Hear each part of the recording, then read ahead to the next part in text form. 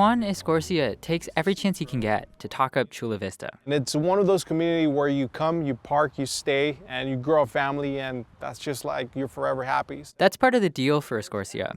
He works as a real estate agent in Chula Vista, working with young families and other potential buyers. His whole job is to make people feel at home in the city. It's more than just work, though. Escorcia and his family also live here. Escorcia likes the feel of the new homes and parks and shopping centers in East Chula Vista. He and his wife are both runners, and they love the trails and canyons. But at the same time, Escorcia says there's always a little worry at the back of his mind. The question of how much risk there is here, of a wildfire. There's a lot of valleys, there's a lot of open space as well, and if not controlled, then it could be a disaster. It's true. As Chula Vista continues to grow eastward, the threat of a major wildfire here is also growing. Last year, the city updated one of its emergency planning documents called a multi-jurisdictional hazard plan. It says thousands of homes could ignite during the next wildfire and blames the city for not doing enough to manage the growth of wild vegetation.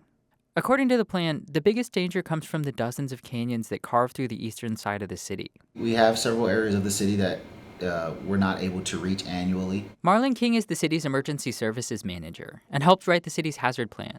Inside those areas, he says, grasses and shrubs have grown wild, building up layers of dry branches. Over 30 open space areas and a limited budget and a limited amount of staff within our divisions. You can't get to all of these areas. Some areas have grown for 30 plus years. Some of those canyons are also right next to older, more vulnerable homes. Plants there can grow much closer to buildings, and the structures themselves are less resistant to heat and embers.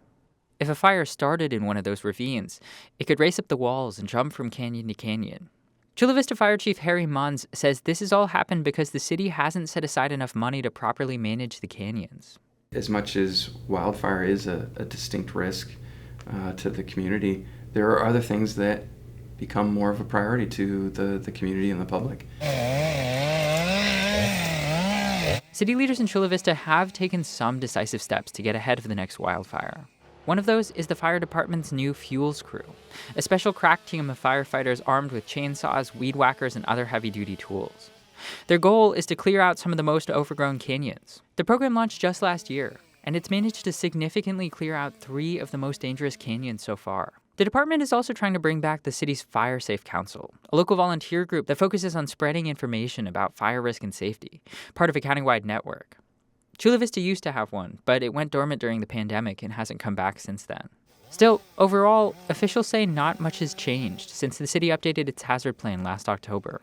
Wildfire researcher Luca Carmignani says Chula Vista is far from alone. Many cities are also dealing with these same issues. We always rely on firefighters for everything. And, we just have this feeling that if something happens, the firefighters will just be there, to protect all of us. Unfortunately, the last few decades, especially the last couple of decades, have shown how this is not the case. Carmignani says it's equally important for residents to join community groups like the Chula Vista Fire Safe Council and do what they can to reinforce their homes. At the end of the day, we are the city of Chula Vista.